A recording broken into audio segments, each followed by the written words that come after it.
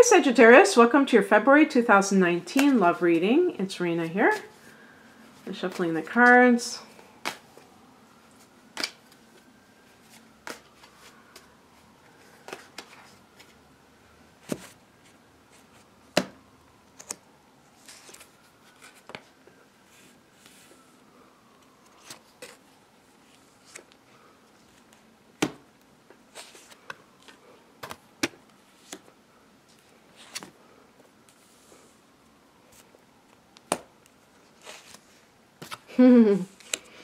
This is the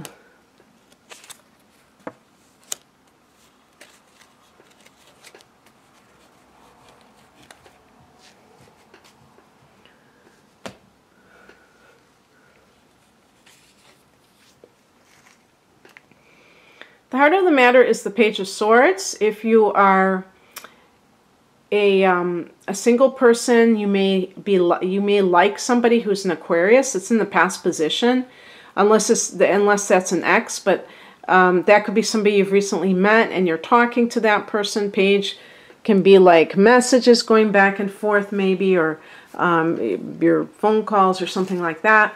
If you're involved with somebody, I'm getting a feeling for maybe this is not a good situation. The first two cards I picked were kind of paranoid. Okay, and one of the things, and even the Queen of Swords, could be self-protective measures. And it could be with this Aquarius. One of the things that I feel like it's important to state is that even if someone is in a relationship with a person and they're very defensive, and the other person might even note that and say, wow, touchy, you know, you may not even realize that you're being provoked. It could be at a very subtle level. Some of these people that are doing things, you know, really try to erode your confidence, your self-confidence in subtle ways with little digs. And they may be cheating and you don't have like these big obvious clues. There might just be very, very subtle things that you see that make you touchy, that make you feel like your mind is playing tricks on you, and they exploit that. That's why we talk about gaslighting. So if this is an Aquarius person, even though I got the Star card, which is connected to Aquarius in the upright position, it doesn't mean that they are some great influence in your life. This could be, if you're single though, you could be talking to someone and this is a sign of your healing. Maybe you're becoming more open to an idea that starting a relationship with somebody is possible. You know, if you've been hurt before and you were leery of starting up again with someone. And we even have here as the spiritual message, the Queen of Swords, where it's like you've put your emotions on the back burner and you're really trying to deal with something intellectually and rationally. I'm, you know, almost putting that in air quotes because, you know, what's rational, what's irrational. But in a way, you know, I see that as a self-protective measure because you don't want your heart to get broken again. You're already on the mend and you're like, the last thing I want is to go through what I went through before, you know. I don't want that ever again in my life. And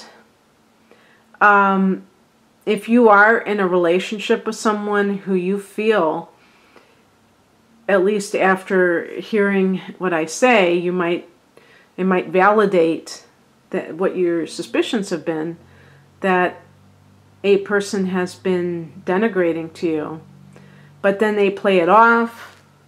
They might, you know, an example is making, this is a horrible thing when people make jokes about someone, you know, tease somebody, but it's obviously disrespectful. And then when you express upset over it, they try to act like you're just hypersensitive. And, you know, you really don't need something like that. So if you're somebody who is staying around in a relationship with somebody like this, understand that they are likely not going to change. If they just keep doing it, they just feel like that's how they maintain their sense of power. And it's up to you to change. You can't really, you know, you can't change other people. And, you know, people can change, but they have to want to change. What crosses you is the Seven of Wands, and this is kind of what I was speaking on when I said that sense of defensiveness. But this is like, in some cases, it can kind of bleed over into other areas of your life, Sag, where you have a tendency to view everyone as dissing you when they're not, and you kind of like take offense too easily. This is, you know, I think fairly atypical for Sag, so this may be a sign that you're in a toxic relationship. If you're single, this may be due to, well, like I said before, past toxic relationships or your childhood. And the thing is that you might push somebody away if you are too wounded and unconscious at the same time. So you don't want to do that. You don't want to push away a potential partner who could be the best thing that ever happened to you because you're in this frame of mind where you can't see how good a new person is, and you're like almost like anticipating, you're waiting for the other shoe to drop about somebody who might be the best thing that ever happened to you. And so it's really about knowing who you are and knowing what your weaknesses are, and not allowing yourself to become too reactive. You know, this is kind of like that reactivity. What is coming in is represented by the Death card, so it's pretty self-explanatory that something is ending. Now, if you're single, this can just be that you are letting go of the need to protect yourself. With the Seven of Wands in the upright position is like standing your ground and, you know, taking a stand on something. And I think back to myself, and it's not like I've gone from being defensive to just totally allowing everything. No, of course not. But my defensiveness, my sense of defensiveness started to diminish when I became more conscious of it. It doesn't mean that you never become reactive anymore, but you are able to catch yourself. You're able to kind of like do self-inquiry right on the spot. So in my case, if and most of the time, my defensiveness is an internal thing where I take offense, but I'm not necessarily saying anything to anybody else. But then I start to ask myself, what got triggered here?